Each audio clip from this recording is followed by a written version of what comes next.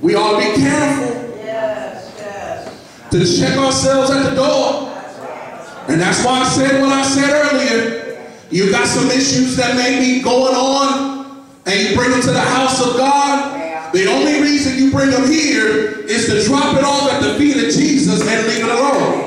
Don't get caught up and start misguiding your stuff towards somebody else that ain't had nothing to do with how you got messed with. Don't be careful. Be careful. You may be angry about something, but you better guide it somewhere else. Either you need to put it at the feet of the Lord and let him work it out, or you need to look inside yourself and say to the Lord, have mercy upon me, O God, according to thy loving kindness, according to the abundance of thy tender mercy, blot out my transgression. Or if you know you're about to heat up and do something stupid, do what the Bible really says. Lift up your heads, O ye gates, and be ye lifted up, ye everlasting doors, and the King of glory shall come in. Who is this King of glory? He is the Lord strong and mighty. He is the Lord mighty in battle. He will deliver you from your mess. He will deliver you from your struggle. He will deliver you from your doubts. He will deliver you from your fears. He will deliver you from the ups and downs and the ebb and flow of life. He will bring you out. He will take you over. He will break you victorious, just as he said.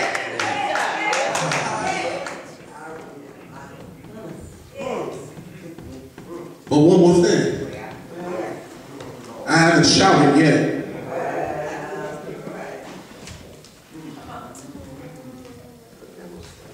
You have to have the determination to preserve future hope. I'm almost done.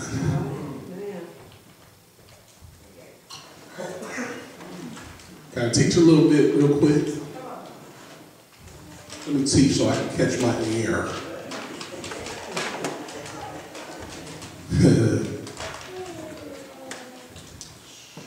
In Jeremiah 31, 15 through 17, is the completed idea of the prophetic word mentioned in verse 18 of chapter 2 of Matthew. Now, we've read it. I don't know if you've processed it completely, but let me help you so you can see why we won't shout and get out of here.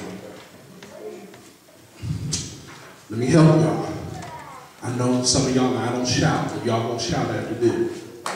Look, we're gonna end 2010 better than we started. It says again, thus says the Lord, a voice heard in Ramah.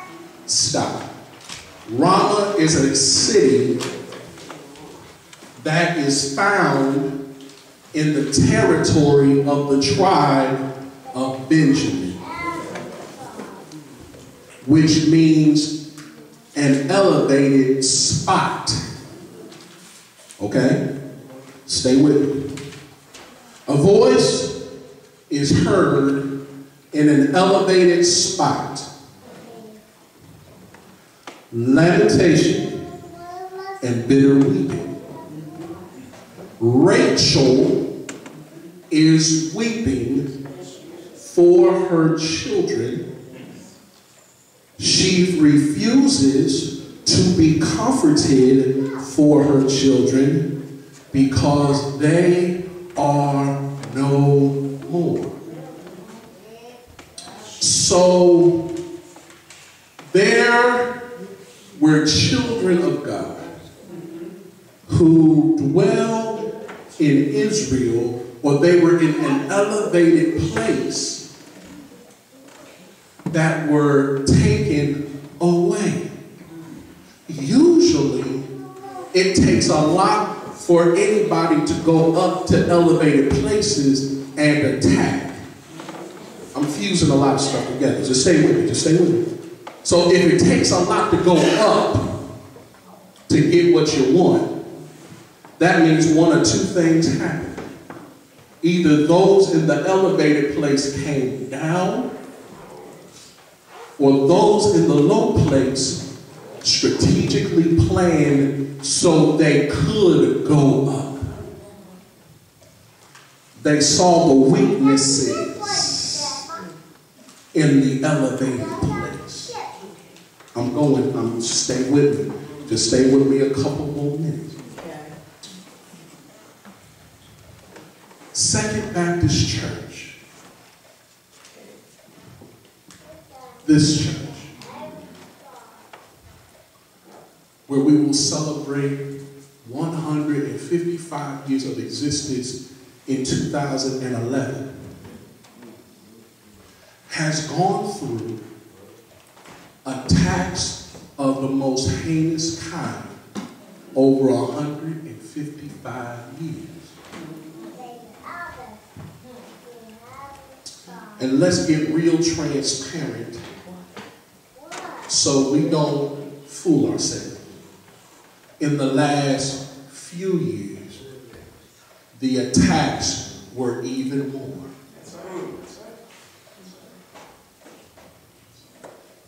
Infighting, outside interference. So there were cracks in this elevated place. I'm trying to speak prophetically to you. Just walk with me. And there has been weeping and tears shed for those children who appear to have slipped through the cracks.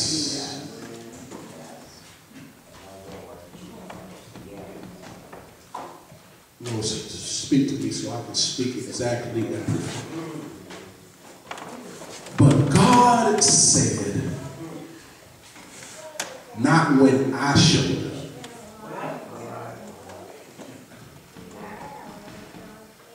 But before I ever heard, he said this. Verse 16. Thus says the Lord,